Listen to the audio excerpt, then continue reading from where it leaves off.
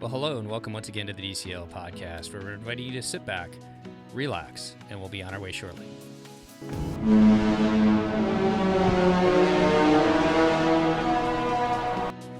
Well, welcome back to the DCL podcast, your podcast to cruise a little smarter. I'm your host, Lake, and I am not joined by a co-host today. I am flying solo, but excited for the show. We are happy to welcome back someone pretty well recognized in the Disney cruising community, and excited to talk to them pretty recently off the Disney Treasure for their first sailing on the Treasure. And with that, I'd like to welcome back Chris, also known as DCLCruisingDad, to the show. Chris, how are you today? Hey, Lake, I'm doing great. Thanks for having me. Absolutely. Thanks for agreeing to come back on and talk about this sailing. I know you always give such great details and great information for people looking to book similar sailings. Well, why don't you begin with telling us about the sailing you booked and who sailed with you? Yep. So we did a 7-night Western Caribbean. When I looked back in my notes before we flew out, I actually booked this cruise September 13th of 2023. That's how long we had to wait to get on the Disney Treasure. And I was joined by my wife, Sarah, and my daughter, Brooklyn. For my wife and I, this was our 14th sailing, and I believe my daughter is 2 behind us, so that was her 12th. And the reason why we booked the Western was the previous year on the Fantasy we did on Eastern, so we wanted to try the counterpart. And we typically always like sailing out of Port Canaveral if we can, just for ease of flying into Orlando and the Hyatt and Disney ground transfer, which we'll talk about later. But I do enjoy going out of Port Canaveral. Before we get into the travel and getting to the port, what were your expectations from the Treasure, from what you had kind of seen before? I mean, as I said, you're pretty active in the community, so I think you're pretty up on everything that was going to be offered and everything that was new to the ship. There's a couple secrets that I held back from my family. The first was the Cozumel port adventure that I booked, and then I was really excited to spend some time in the lounges and kind of just walk around with my wife Sarah and my daughter Brooklyn and talk about all the little special things in each lounge that makes each one special, whether it's special wallpaper, signage on the walls, or the animals imprinted in the stage, or what was on the piano in Scat Cat Lounge. It was all these little secrets, I guess you should say, that I was excited to kind of talk to them about. Lastly, I was really excited to check out just the color and the feeling of standing in the Grand Hall, taking a look at the gorgeous chandelier, the carpet, all the mosaics around, and just get that different feeling than you get when you step on any other ship, especially comparing it to the Wish, how different the colors are. So I was really excited just to spend some time in the Grand Hall and take it all in. And lastly, being a foodie, I couldn't wait to try some of the Mexican food in Plaza de Coco. Check out the Captain's Gala. Ours was in 1923. Kind of compare it to some of the previous 7 nights that we went on to see what changes they made or modifications they made to the Captain's Gala dinner. And then the last was all the activities that are offered on board. I was very excited to dive in and get to experience some of them. Definitely a lot to unpack here, so let's get into it. How did your family get to Port Canaveral? Yep, we are a Southwest family flying out of Nashville to Orlando. At all of our sailings now and going forward, we stay at the Hyatt. There's a couple reasons why we stay there. Is honestly the convenience, flying in the day before, as everyone always recommends, flying the day before your cruise, just in case there's any issues with your luggage or flight delays. Also, it saves on transportation from going from the airport to your hotel. And lastly, I personally am a huge fan of Disney ground transfer. Now, you don't have to stay at the Hyatt itself to use the Disney ground transfers, but that's one of the places where they pick up. And since September of 2023, I believe, they've updated the way they check in at the Hyatt, which is basically you go through the entire process instead of doing it at the port. So you and everyone in your family that is sailing in the stateroom will go down with your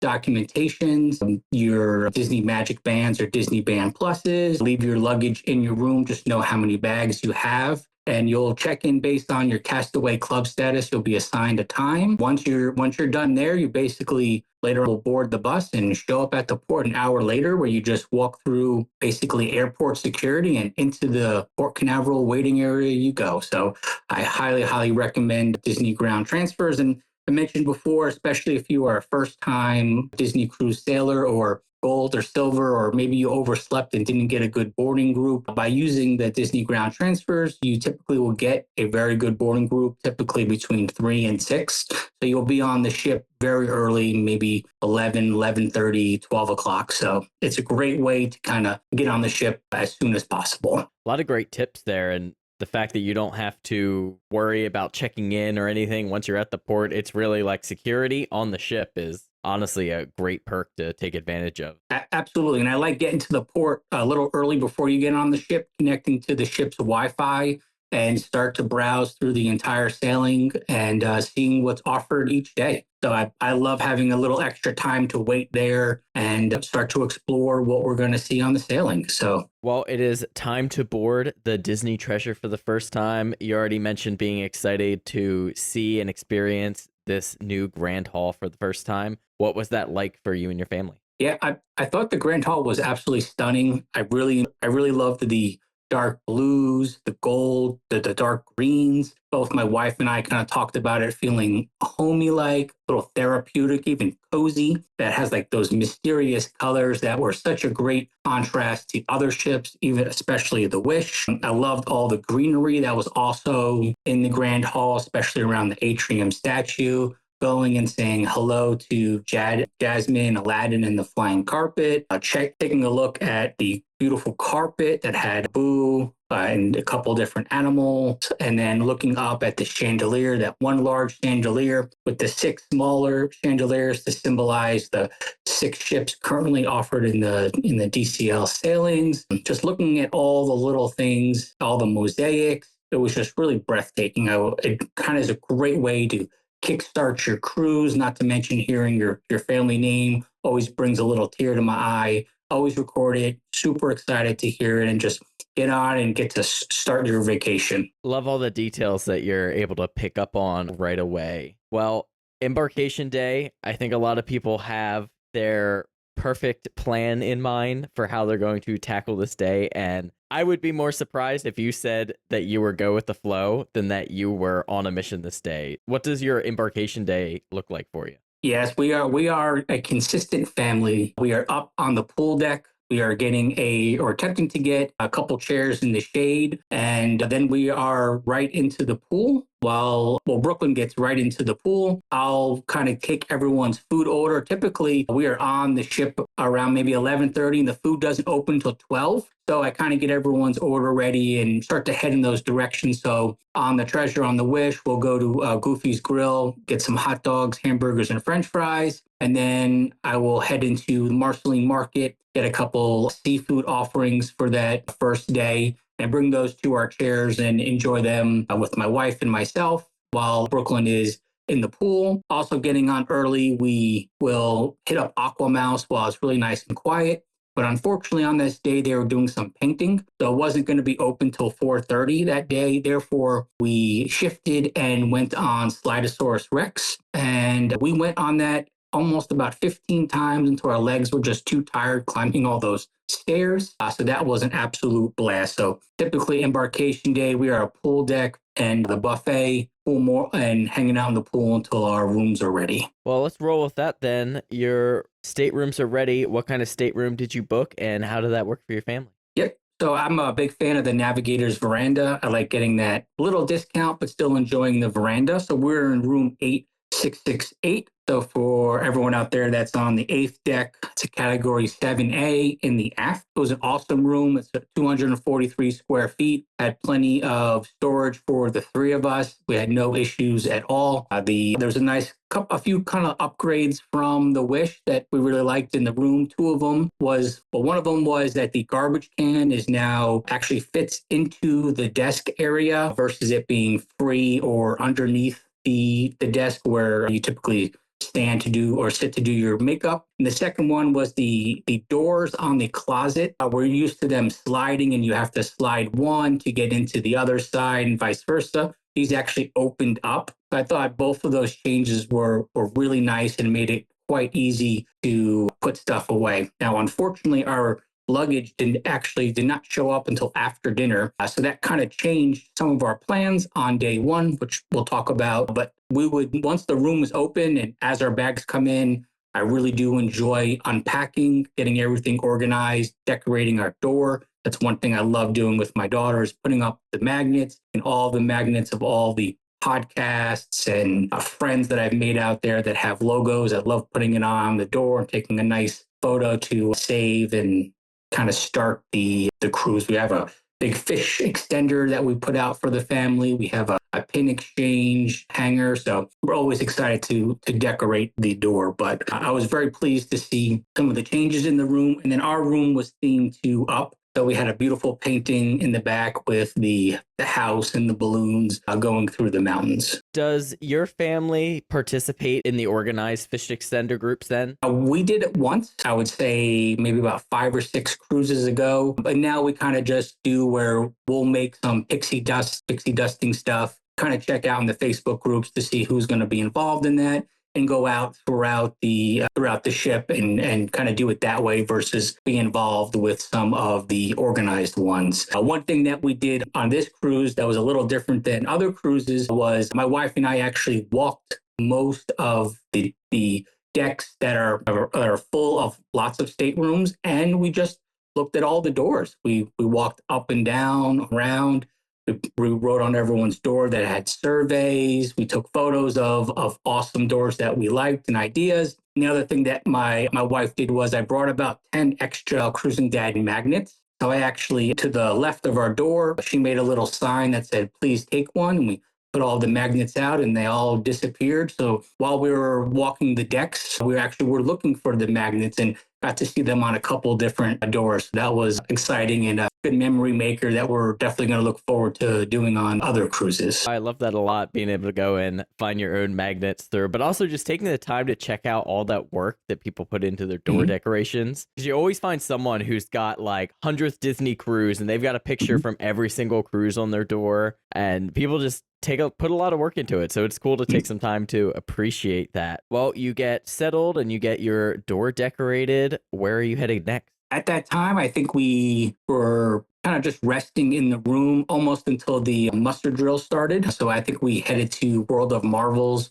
for that. So that was really nice to be indoor. And then we headed straight up to the Let's Set Sails, what they call it on the Treasure, the sail away party that we were very excited to see and to get to see Sage and Coriander for our first time. Unfortunately, for some reason, their mics did not work during the Let's Set Sail. So we had to wait a little later to actually get to see them. But as typical, we love the sail away party. It's a lot of fun and it's a great way to kind of kick off the cruise. So we like to go one deck above the pool deck to the starboard side. And that's kind of where we'll try to find a great spot to get to view it. We met some new first-time cruisers there from Canada.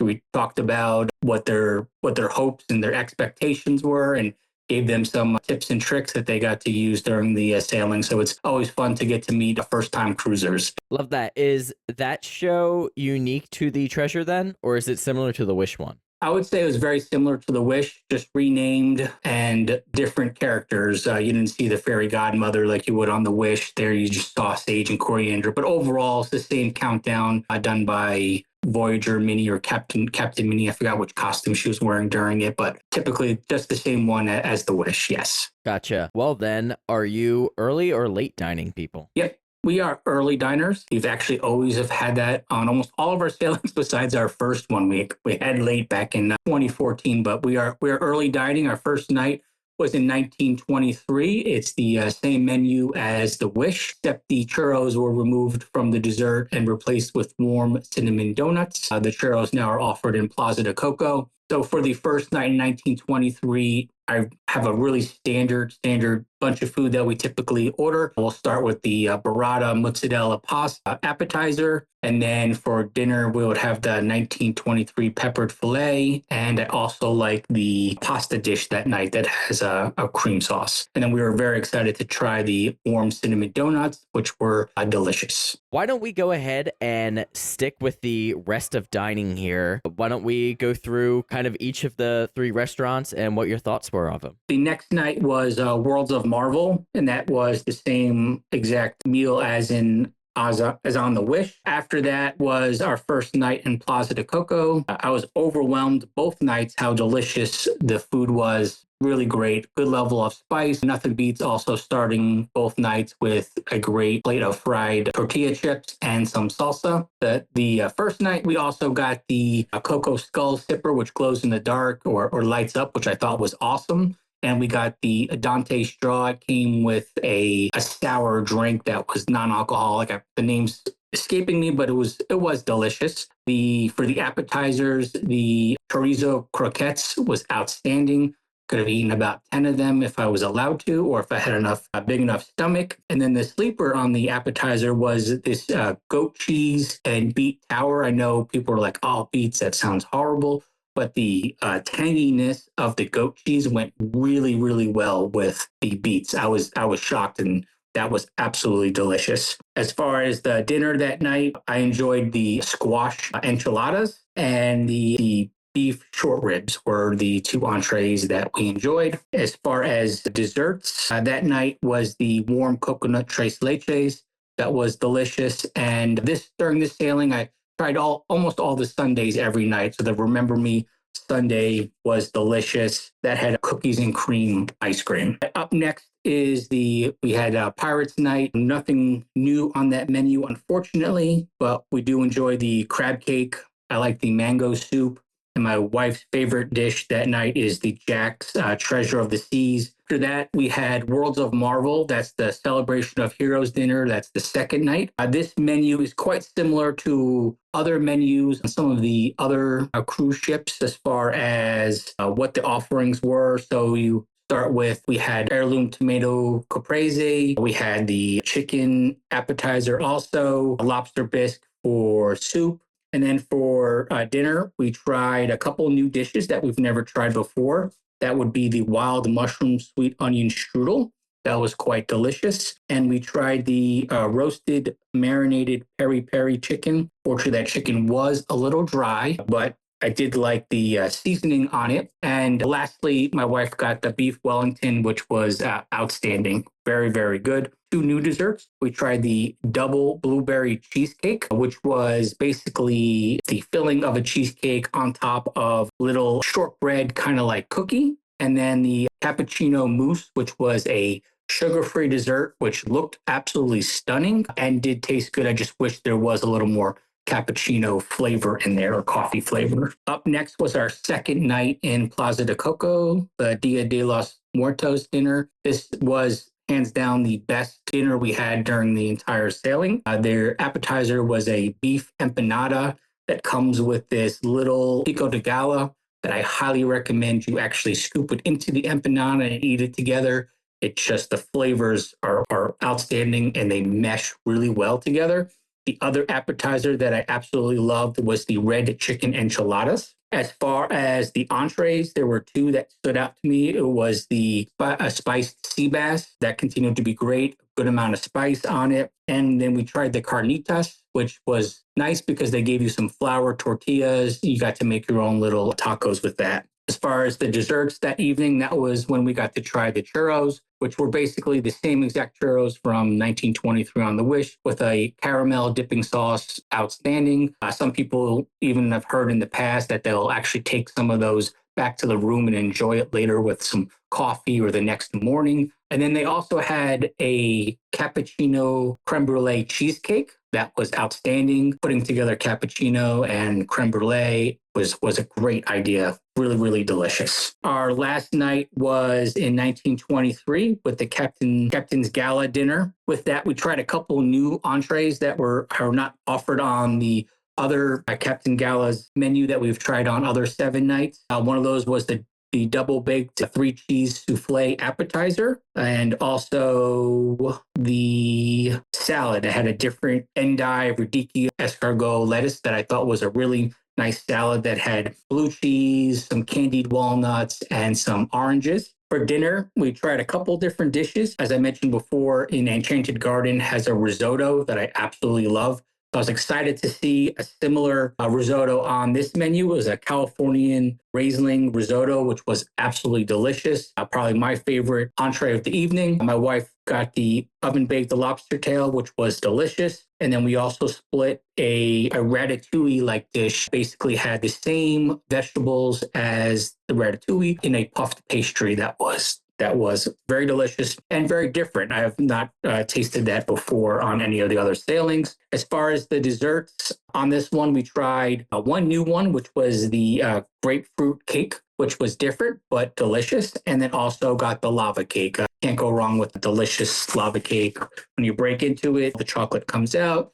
Just absolutely delicious and a great way to end the evening. So that's a quick run of the highlights of different foods that we enjoyed on the Disney Treasure. What did you think of the new entertainment options for dining? You have 2 nights in Coco as well as the new Groot Marvel show. Yep. So I'll talk first about the Groot show. It's a lot of fun with the trivia. They have a couple different kinds of questions, whether it's guess this a superhero or basic trivia questions that you got to interact with the quantum core. If you hit the right answer, it light up green. If not, it was red. There were no scores collected and no winner or anything like that, but it was a great way to pass the time. And then the music and the music was awesome, 80s and 90s music.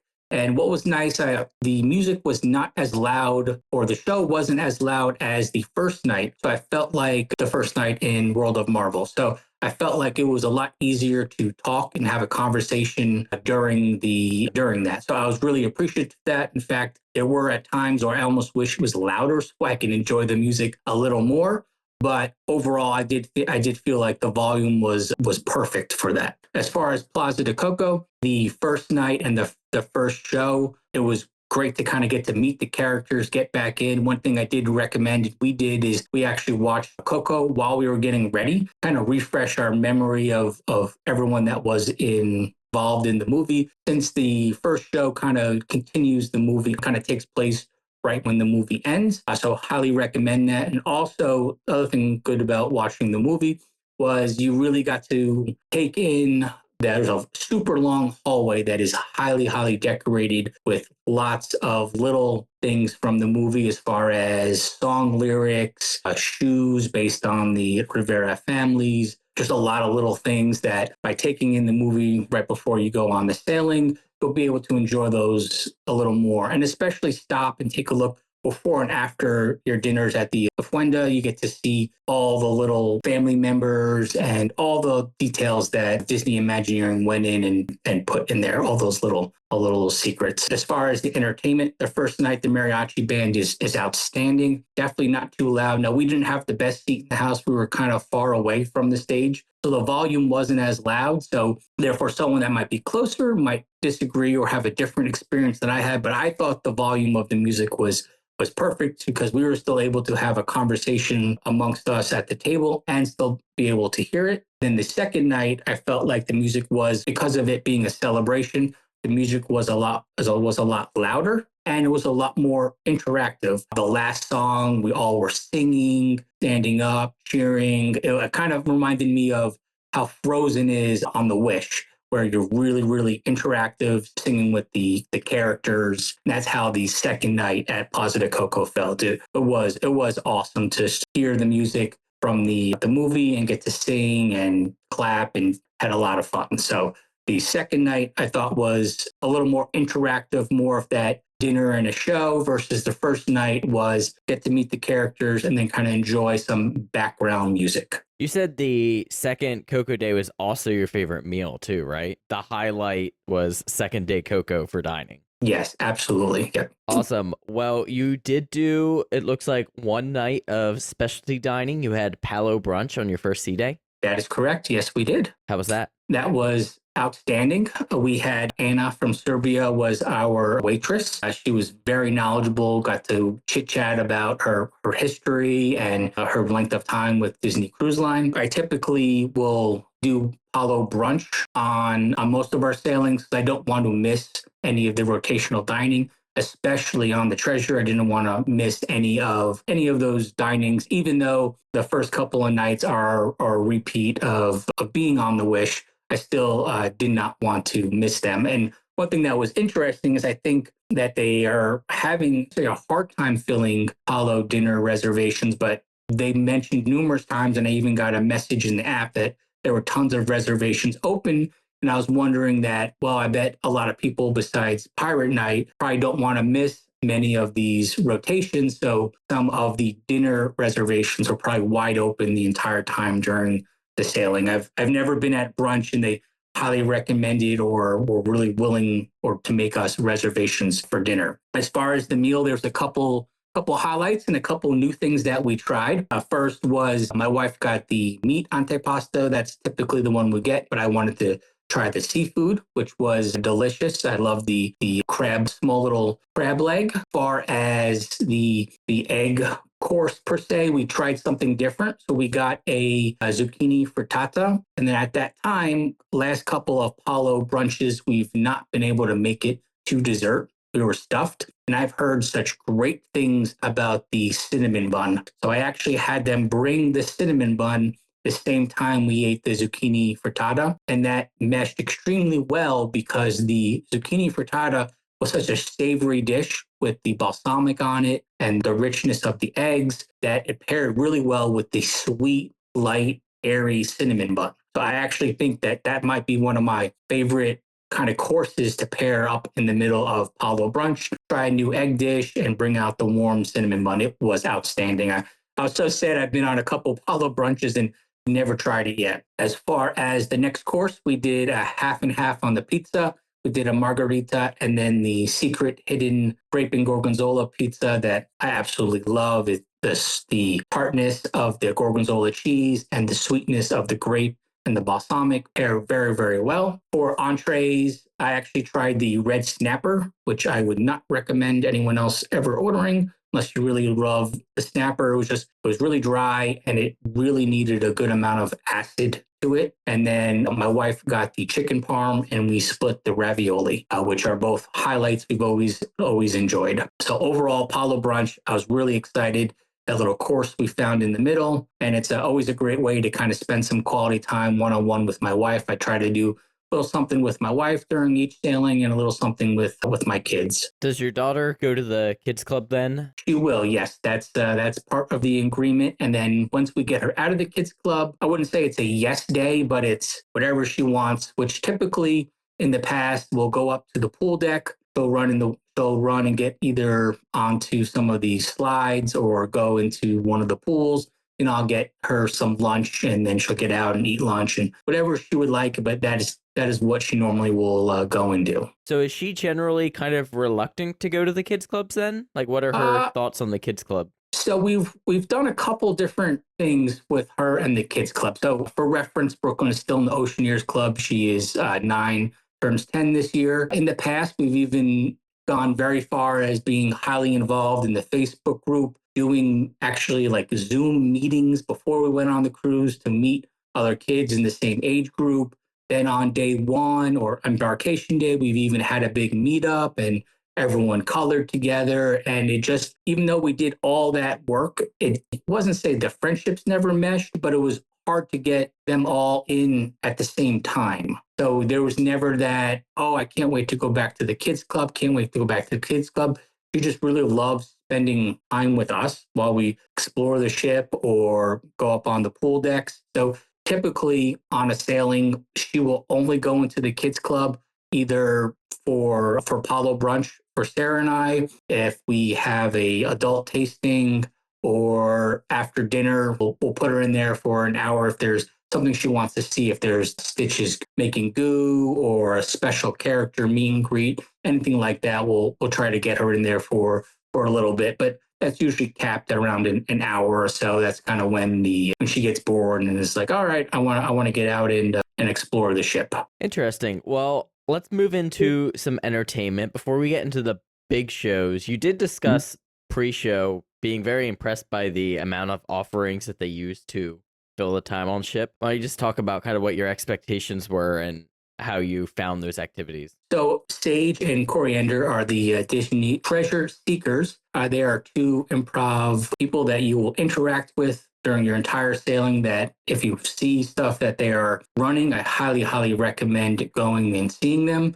A couple of those are going to be your Choose Wisely, which is a 18 plus offering in Sarabi. They also do a Jungle Cruise adventure, which is going to be in the Grand Hall, which we got to partake in. And then also we got to see Stories Untold or Retold, basically Aladdin in the Grand Hall. Both of those were done by Sage and Coriander, and it's kind of like an improv where they went through the whole entire Aladdin movie with a box of props, being all the characters.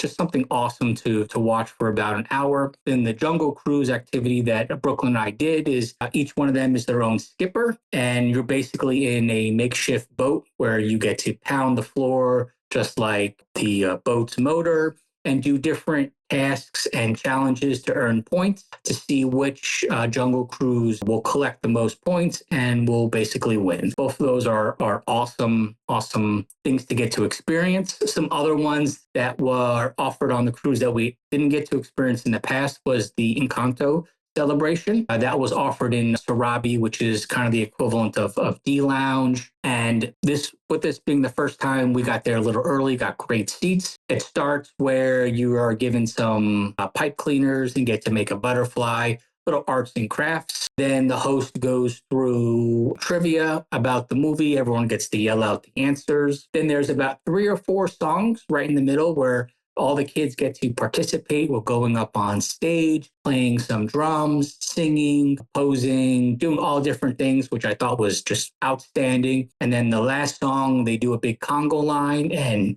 spoiler alert, 2 amazing characters come out and get to also join the Congo line from the movie Encanto. Then at the end, they actually are up on stage and everyone gets to go and get photos and talk to them. When I was leaving the Encanto celebration, I knew it was a core memory. My daughter was super excited. I was super excited. I thought this might have been by far one of the best entertainment offerings I've had that we've got to participate in on Disney Cruise Line. I highly, highly recommend if anyone sees it on their sailing and they're big Encanto fans, this is definitely a do not miss. Was that pretty full? So I would say, I'm trying to think. So there's about 3 or 4 rows in Sarabi, and then there's more seating behind it. So I would say those first 2 or 3 rows, and that's going to be 3 sides of the stage. So I would say it was decently full. They did offer, I think, one other time, but it was middle of the sea day, perfect time. I would say it was 3/4 full. Now I didn't look, I had no clue upstairs, but there were lots of kids running around being involved in the show. So I would say yes for an activity that was offered in Sarabi. It was more packed than empty. Interesting. One thing that they did on our sailing with the Broadway shows with The Tale of Moana and Beauty of the Beast is instead of a matinee offering, they actually offered the Broadway shows 2 consecutive nights. And to offset those 2 consecutive nights, one of those, well, on the first nights of each one, there was extra entertainment. The first one was a magician that was in Sarabi that we went to see. And then the other one was a ventriloquist that was also offered. Both of them were kids friendly. My daughter had a blast. Would I go again? I don't know, but seeing how happy and how much fun she had, I would definitely recommend, especially if you have young kids right in that probably 5 to 12 range. The ventriloquist was a lot of fun getting to see her in all the little dummies. She did have some really creepy old dummy that as soon as it came on stage, I was like, yep, those are the ones that haunt your nightmares. So I was hoping by going to the extra entertainment on those nights, then our lines for Tale of Moana and Beauty and the Beast would be much shorter. That did not work at all for Tale of Moana. Basically, even 30 minutes before that Broadway show, the line was out the door all the way down to Skipper Society, which is that bar right in the middle, kind of where the bayou is, also a Wish. As far as entertainment, the other one that we got to be a part of was the Adventure Tea. This was done by Sage and Coriander. This was what was nice on the 7-night sailing. It's actually offered twice, which I didn't know. We have done all the Royal Teas. So there's Royal Court on the Dream and the Fantasy, and then the Wish has Olaf's Royal Picnic, which before this, Olaf's Royal Picnic, I thought was hands down way better than any of the royalties on the Dream class. But this really sets it apart. It was, I think, around 2:45 on our sea day. Us and about 30 families. We met in the Grand Hall, got to meet Sage and Coriander. Oh, just to let everyone know, this is a additional cost. And it is quite expensive, and you do need to have a child in the age of 3 to 12 in order to sign up. You can't just sign up as an adult, and you can't just send your kids to go by themselves. It has to be at least one adult with each child. So to get back, we met in the Grand Hall, got to see Sage and Coriander, went on a little adventure, and then headed into 1923 on the Walt side. When we got there, we got seated. Everyone almost shared a table with another family based on your party size, which I thought was great. Also, each little food tower was individual to your family, so you didn't have to share it. Whereas in Royal Court, I know in our past, when we've done that, you had to share the food tower. Olaf's Royal Picnic, we had our own food tower. So just FYI, that was one thing I thought was good and different. And also they could, if you have allergies, they can cater to you. I did get a text message before to see if there were any allergies. The family we shared with had allergies. So not only were they getting their tower, they were actually getting other food to supplement what was lacking in their tower based on their allergy. Not to spoil the entire show, but you got to interact with 3 different princesses. And basically they had a book where you had to interact and fill in the story. Whether you were pretending you were on a flying carpet, you were running around Rapunzel's forest, etc., stuff like that. And it really is run by Sage and Coriander, who are, as I mentioned before, outstanding improv actors. They really get you involved. The little trinkets you got, I thought were awesome. You got a Pascal shoulder pal. You get a signature book that the princesses will come around and sign. You got a backpack and you got a compass. And the compass was included in the storytelling so that by the end, all the kids knew that this was going to lead them towards adventure, the big theme of Disney Adventure. And then on the way out, you got a photo. Definitely stop and make sure you take a photo with the 3 princesses, because that photo will show up in your room later in a nice binder type of memory thing that they give you. But after that experience, I would highly recommend, if you have a son or daughter in the age between 3 and 12, and this is something you want to experience, this was by far the best one of the 3. I was very excited to have scored this reservation. I know it is expensive, but the memories we got from it and the experience really made it worth it. Would you still go back and do one of the more traditional style teas on the classic ships, or does the fact that the Olaf's and the Treasure Tea so much better kind of ruin the other ones for you? I don't think ruin would I. So a couple of thoughts to that is first, we got to experience it, and I know it's highly sought after and always sells out. So with my daughter, getting closer to 12, would I want to repeat it? I think I would almost rather not repeat it. I have the beautiful memories and give someone else that maybe this is their only sailing that they'll ever do an opportunity to try to get that reservation versus us doing it again. Will I do it on the Destiny if I get the chance? Yes. That way we can kind of complete them all.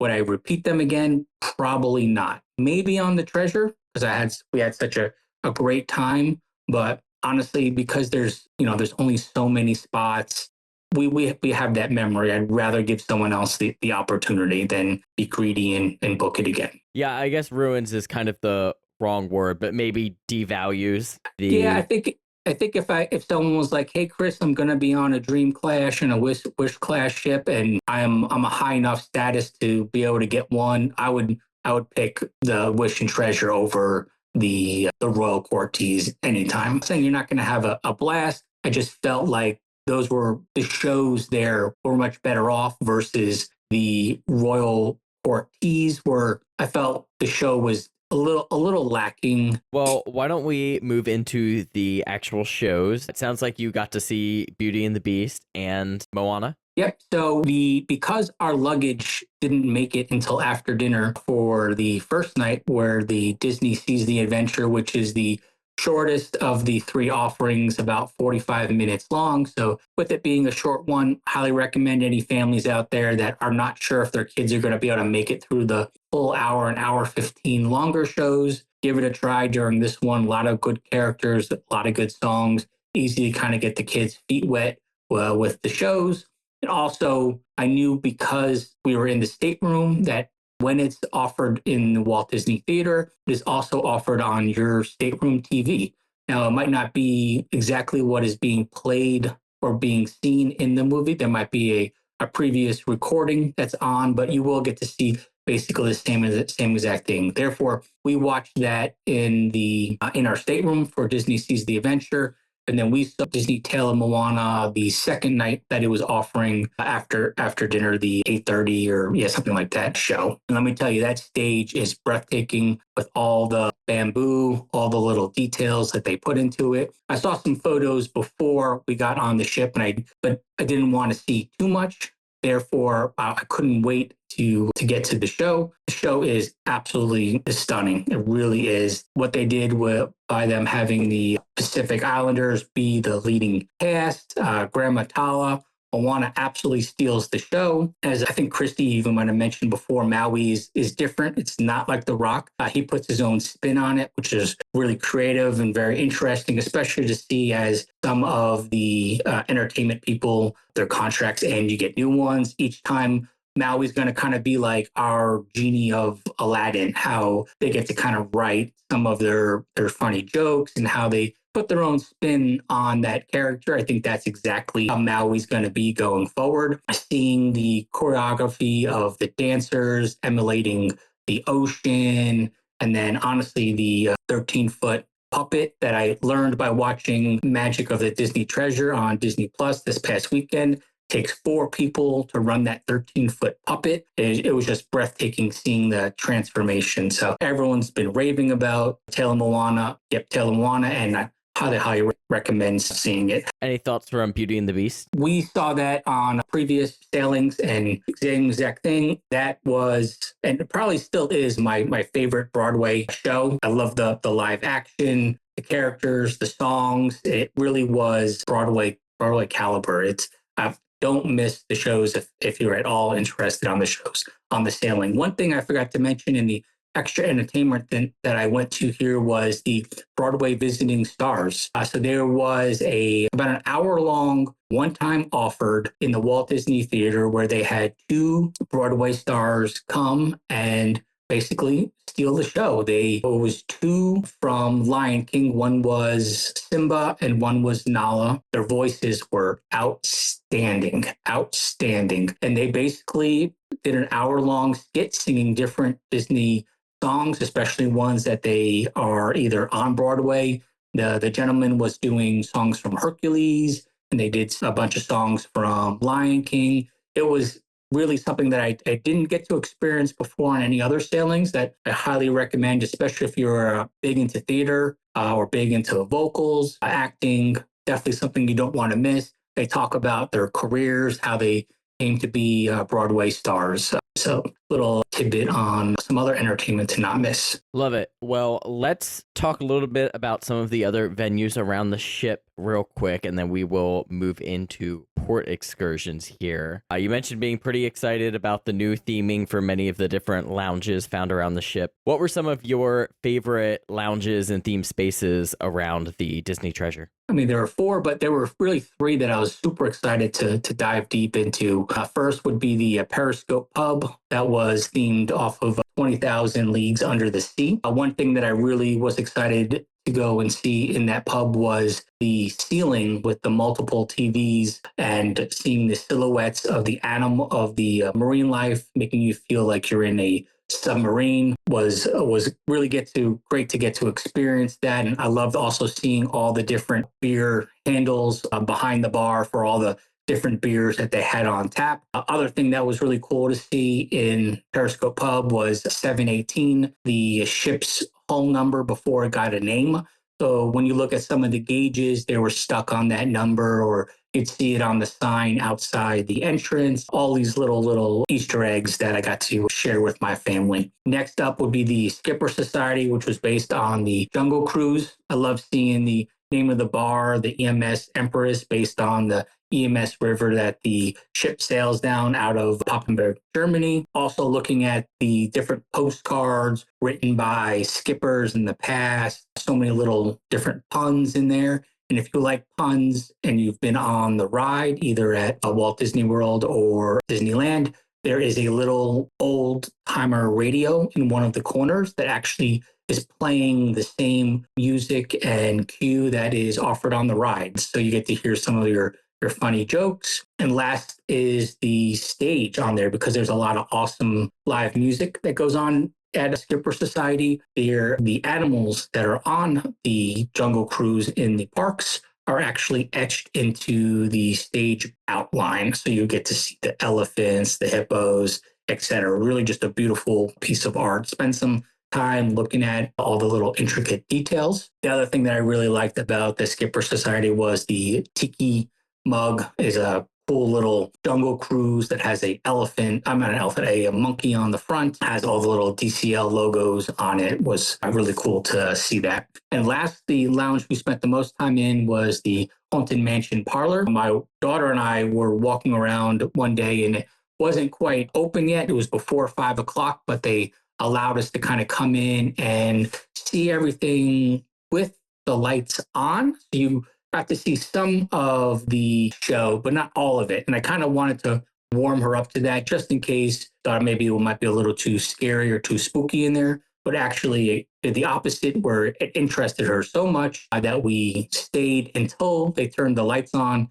at 5 and got to experience the show. And then we actually came back for drinks later that day. We tried the Ghoulish Delight, because it had some awesome eyeball gummies. And then we tried one of the non-alcoholic sodas. We tried the Shivers Lemonade. Both those drinks were all right. I thought they were one was a little too sweet, one was a little too sour, but it was cool to get to experience it. And we kind of sat in there for about 30, 45 minutes. That's how long the show is. And you got to see all the different paintings change, the skeleton fish box and the fish tank in the middle, the ghost showing up on the mirror. I do recommend, if you're in the Haunted Mansion Parlor a couple times, sit in a different seat. You'll get to experience the show from a different angle and get to hear different paintings and interact with them. We sat right next to the fireplace with the glowing clock and had just a great view of everything. So that was by far our favorite lounge. We also got to see the cool 2 tiki mugs that are offered there. One is the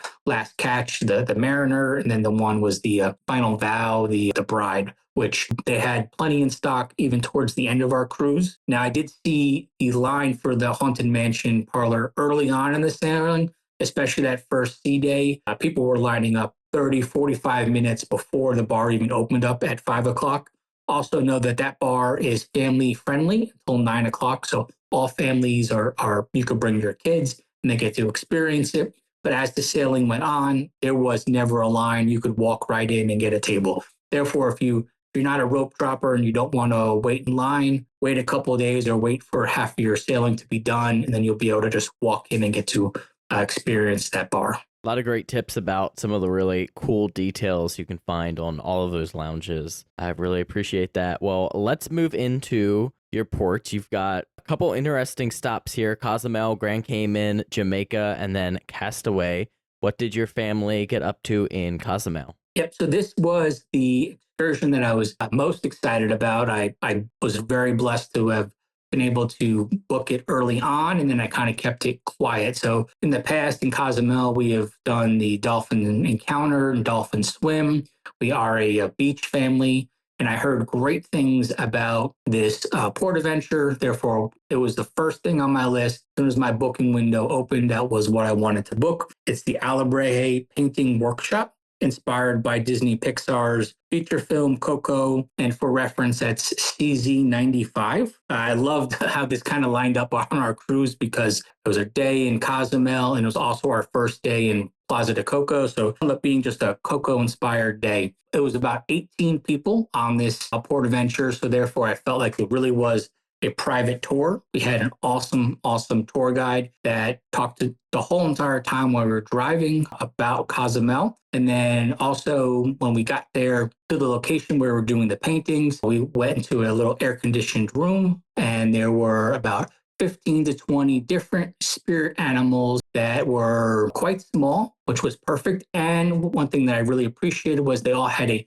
base coat on them where you could pick out from black, blue, pink, yellow, green. So basically they had every spirit animal and every base color that you can imagine. Everyone got to pick them, pick what they wanted, and then we went into painting.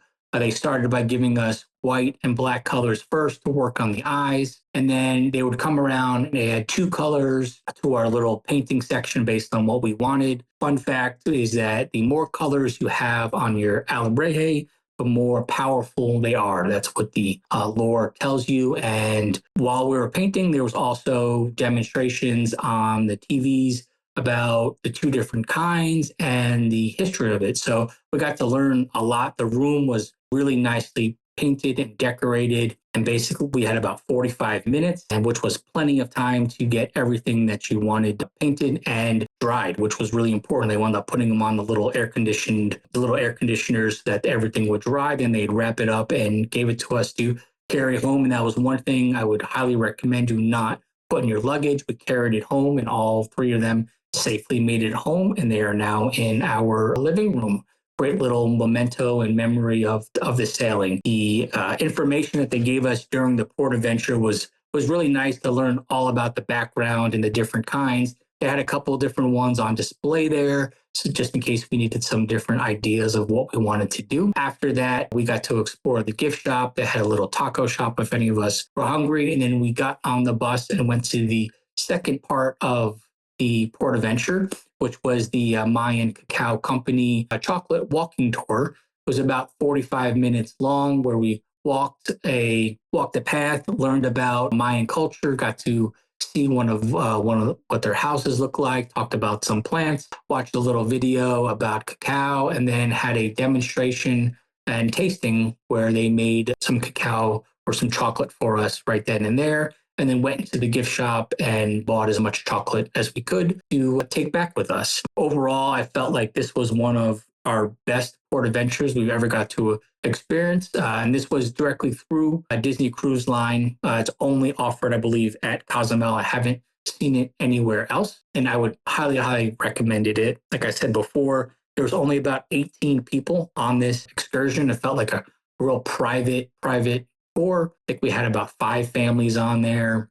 Therefore, if you guys are not a beach family or anyone or artist or anything like that, or you like culture, highly recommend it. Yeah, this looks like such a cool and unique excursion for sure. I pulled it up on the Disney Cruise Line website. Like you said, it's CZ95. What a pretty reasonable price too. Disney Cruise Line website, it's listed as $119 for adults and $109 for children. Yep, that's it. That's exactly what I paid, and I definitely thought it was well worth it. We were definitely out there for 4.5 hours, and it was the perfect amount of time to get to explore, do something different, and then make it back to the ship for lunch or a late lunch. Cozumel, it was extremely rainy that morning, so Disney Cruise Line actually had ponchos for all of us to grab. I don't think I've ever been on a port adventure, knock on wood, where it's rained. So I thought that was really nice that they had these ponchos for all of us to grab on the way out. They were in adult and children's size. I don't know. I heard a couple people mention these are almost like the ones that they offer in the parks. I haven't experienced that. Or haven't experienced that recently. So I can't tell you, but I still just thought that was a really nice offering for them to do. Basically, instead of a table of towels that you would grab on your way out, it was a table of ponchos. Yeah, what a nice little touch to help make your day in Cozumel a little drier. Well, your next day, you are in Grand Cayman. Yes. So Here, we did a exclusive sneak peek to Grand Cayman highlights. That's G79 bingo for someone out there that's playing bingo, G79.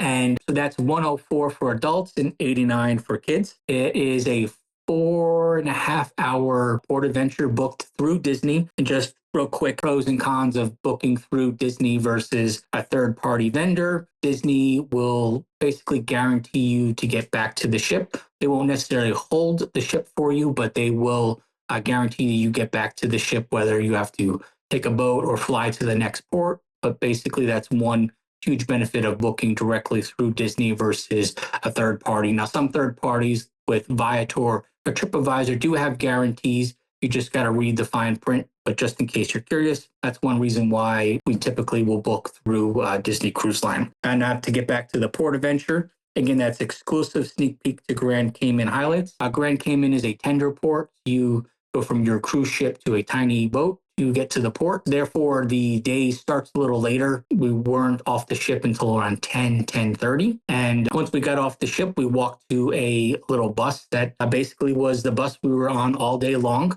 Our tour guide, Nick, was an excellent tour guide. He made this day special. His knowledge of the island and him sharing about his family and how he got to be a tour guide was really something special. There were so many fun little tips and tricks that he talked about Grand Cayman, as far as there's 80 banks on the island. We talked about how there's pretty much a 1-to-1 ratio of people to chickens because after Hurricane Ivan, both of the chicken farms, the biggest ones on the island, the walls came down and now there's 84,000 chickens roaming the island. We talked about his family's from Jamaica and how often he gets to see them. He even talked about being on a visa and how often he's able to get home. So there's so much information he shared. I even kind of took notes during it to include in my trip report if anyone's really interested about Grand Cayman history, how it used to be called Turtle Island and how they used to offer turtle stew, but now it's only offered on Fridays, just fun little tips and tricks. All that's going to be in my trip report. I wrote all that down. As far as the day, we took the air-conditioned bus. We stopped at a oceanside blowhole where you would go out and get to experience the waves coming in and the water exploding, trying to get that picture-perfect photo. After that, we went to a Eastern Star fish fry where you had lunch was included. You had two options. The first was going to be a dish with rice and beans and macaroni salad. And the second one was a fish with the same side dishes.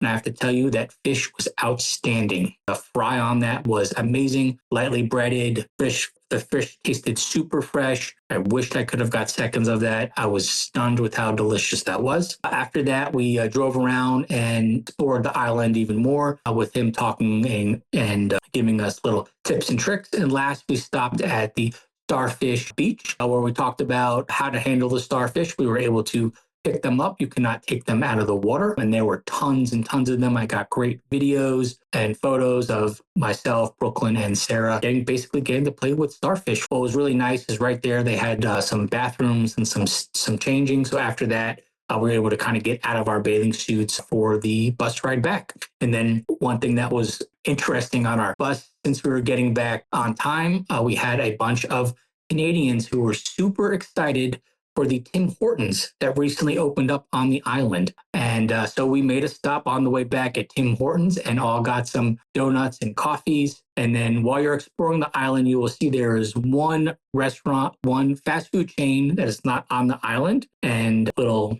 sneak peek, it is McDonald's. And the reason why is there is a family restaurant with a very similar name, and McDonald's wanted them to change their name, and they said no, and McDonald's has never been invited back. I'm sure they're very sad because there is a lot of fast food on that island, and island is very hopping, very beautiful island. So that wound up being a lot longer than 4.5 hours. We made it back in time for the last tender to make it back to the ship. This was might have been the first time that I remember getting to experience a tender. It's just awesome to get to see the boat, leave the boat, kind of get to see the boat up close versus just walking off the ship and being on a port. So that was very exciting for me to get to kind of film some of that and get to experience that. Were the tender boats from the island, or were they the lifeboats from the ship? There were 3 boats from the island. They all had 3 different names. The lines were not long. So if you were not doing a port adventure through Disney, you met in the Walt Disney Theater, and basically they would rotate people from the port adventures, the Walt Disney Theater, etc., fill them all up, and then head on back. And if you wanted a really good video or photo, definitely get on the back of those ships, of the tender boats, so that you would be able to see the Disney treasure as you drive away. And then back at the port, it was the same thing where you kind of got into a line, and once the line was long enough and they had a boat, they loaded you up and off you went. I didn't feel like the line was long, or you didn't have to wait very long either. Awesome. Well, let's move into Jamaica. What did you have planned for this day? Yeah, originally we had a beach excursion booked on Jamaica, but a couple days before we sailed, I decided, after talking to the family, to cancel it. A couple ideas of why we canceled it, with the port adventures being basically 3 consecutive days in a row. I worried we were going to be quite tired on that last day to do another port adventure. And also, I wanted almost an extra sea day to get to explore the ship. This is the first time on the ship. I'm not sure when we're going to be back, with it being a 7-night sailing, but I really wanted to make sure we got to experience all the lounges and all that the ship had to offer. Therefore, we kind of made a family idea of, we will get off the ship, explore the port area, and then kind of get back on and get to see the ship. So once we cleared, we got off, I think after breakfast, probably between 9:30 and 10, spent about an hour and a half walking the shops. In Jamaica, the shops are surrounded by a fence, or a kind of like a gated in area. So those are all the shops we got to explore. There were plenty of shops. We got some Green Mountain coffee. We got some Jerks seasoning. And then one thing that was really cool was they had a love locket wall. There was the words "I heart you," and there were thousands of lockets that were attached to this wall that was see-through. So what I did was, behind the wall, I was able to take a picture of the heart with the Disney Treasures funnels in the heart. I'd like to take photos, and that was one of my favorite photos from this sailing. A nice little memory. But we walked around. It was perfect because it was starting to get super hot. So we kind of headed back to the ship for lunch and got to explore the lounges for the rest of the day. So those were the 3 port days that we got to experience, besides Castaway coming up later on. Well, let's go ahead and turn towards Disney's OG private island, Castaway. What did your family get up to on Castaway? Yes, Castaway. We always love Castaway. First, we start the morning with the infamous and famous Mickey Churro waffles. Very excited. Always ask your servers which day that's going to be on any of your sailings, and they'll let you know. And therefore, that morning, I headed down to Marceline Market. The one thing I thought was interesting was that the churro waffles were only offered in the kids section. I thought they would have had them like in that first section when you first get in, and then maybe again in the kids section. But if you're looking for them, they are only in the kids section. So I definitely got a plate full of those. You don't need syrup. I got some of the strawberry compote to throw in there and give it a try, and headed back to the room. We all got to enjoy them while we were slowly waking up. Once breakfast is done, we'll get our suntan lotion on and get ready for the beach. Because we bought the photo package this time, I wanted to make sure we bought the unlimited photo package. We stopped and got a couple photos on the way with the ship in the background, holding the life preserver, and then headed over to Family Beach 1, which is not the one with Pelican Plunge. It's the one with the climbing apparatus in the middle. We found a nice hammock and a couple chairs, and basically spent the whole day there. I enjoyed our barbecue lunch at Cookies, and I'm a huge fan of the burgers, the hot dogs, the ribs. Can't beat the soft serve. My daughter confirmed with me, saying that the soft serve on the ice cream is better than the soft serve on the ship. And I will trust her palate and her opinion, because she loves soft serve on these sailings. That's one of our fun things. We have a couple minutes before dinner, a couple minutes before an activity, anything like that. She's like, "Oh, let's go get soft serve." And I can't say no. And up to the pool deck we go. So I love Castaway. We then hit the shops on the way back. got a couple trinkets, a couple pins. What else did we get? Maybe a couple shirts. And back to the ship. It's always sad on the 7-night Western having Castaway and your packing day the same day. It's just so hard to pack on Castaway. You just wish that they would sneak it somewhere else, that you can just enjoy the Castaway day all by itself. Yeah, Disney loves to back that Castaway with the disembarkation that next day. And it's a tough day, especially if they're also trying to do the show that night as well. A lot of times Moana and the Treasure plays that night. Well, any notes from disembarkation before I get into final questions? What we do is, well, unfortunately, we have never made the breakfast, especially being early dining, the 5:45 dining. Therefore, we will leave our room at 8 and go up to Marceline Market for the last 30 minutes of the buffet and cry and sadly enjoy our last Mickey waffle or anything else that's left on the sailing. And then we'll jump on our Disney transfers back to the airport. I do love that Port Canaveral now has the facial recognition. We are a passport family, and it is amazing how quickly you get through customs now. Just a quick little photo, and before you know it, you're already on the bus heading back to the airport. Always sad to disembark any ship or any cruise for the most part. But the good news is you always have something to look forward to. What is next for you and your family? Yes, up next is a sailing on the Dream. And one thing that's making this sailing special is that it will be our first multi-generational sailing. That is correct. So it will be myself, it'll be my daughter, Brooklyn, it'll be my wife, Sarah, and my mother-in-law, Sarah's mom,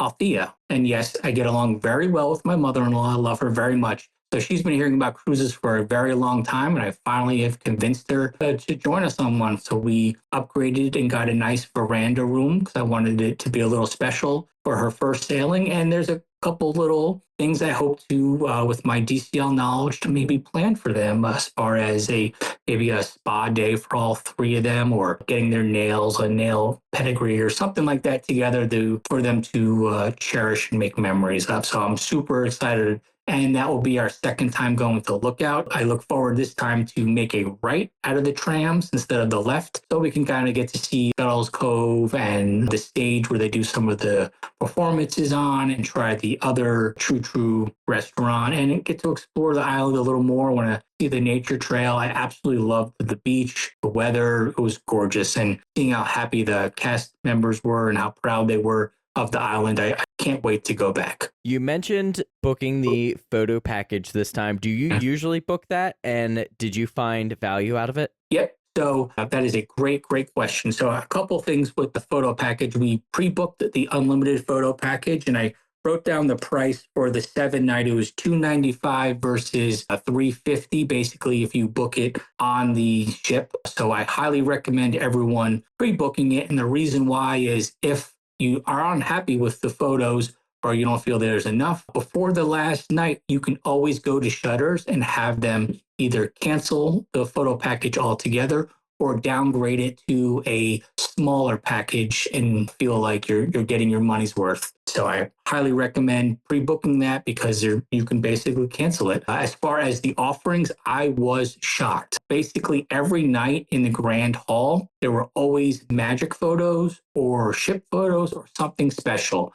Those were offered 3 times, basically every night, and it would be before your dinner, during your dinner, and after your dinner. So there were tons and tons of photo opportunities to really get your money's worth. And there were lots and lots of magic photos. They were endless.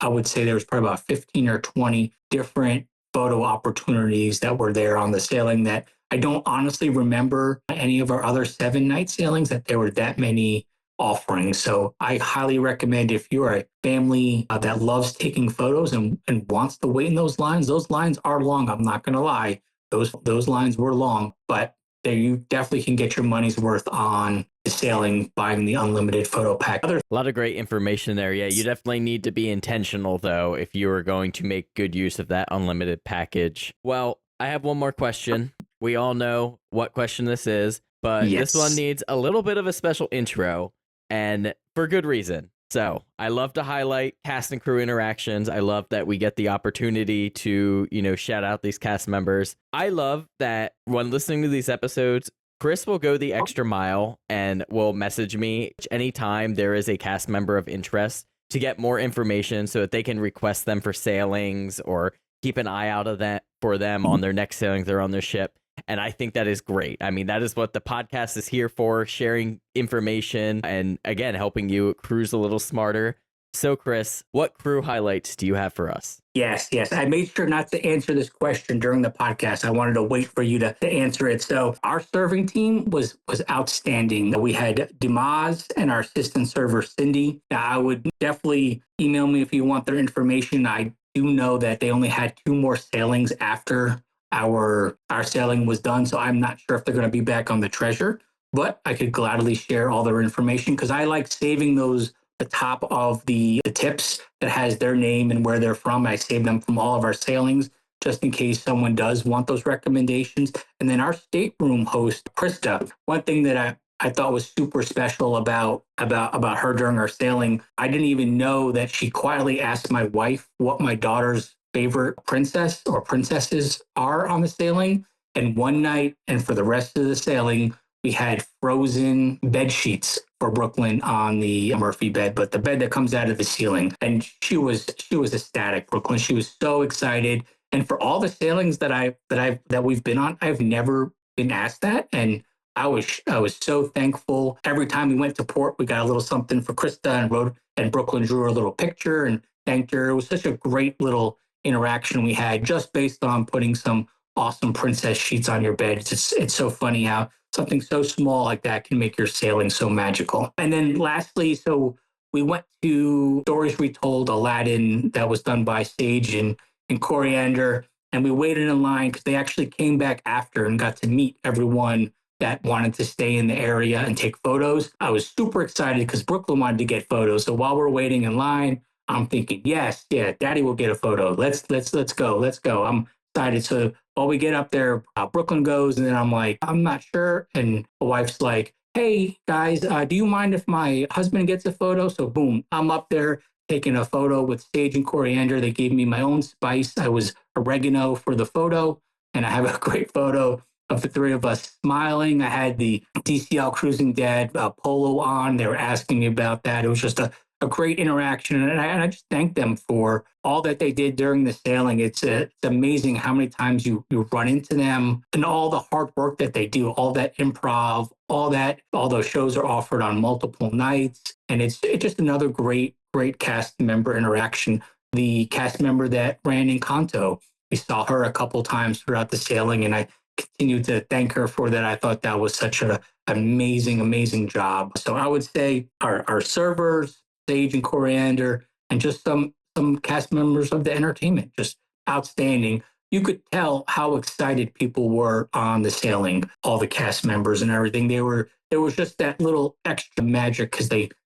knew how exciting it was. They would think that this staff was still the staff from the Maiden. They weren't burnt out, and they were super excited to share the sailing with you. I love that. Like I said, I was very excited to put Chris in the hot seat for this question, and he certainly did not disappoint. And how important it is to highlight all of the amazing crew and staff available on Disney Cruise Line, because they certainly do make the difference for almost every sailing we've ever been on. Yeah, one more funny thing. So yesterday, Sunday, we were watching the Magic of the Disney Treasure on Disney Plus, and Captain Marco is the captain of the Disney Treasure. And as soon as we saw him on screen, my wife flashed back and is like, we have this awesome photo of Brooklyn with Captain Marco. And I'm like, okay, I think I know exactly what photo you're talking about. So I went back in my archives, and from 2018, Brooklyn's first sailing, I have a picture of us getting on the ship, and she's sleeping in the stroller car seat thingy that we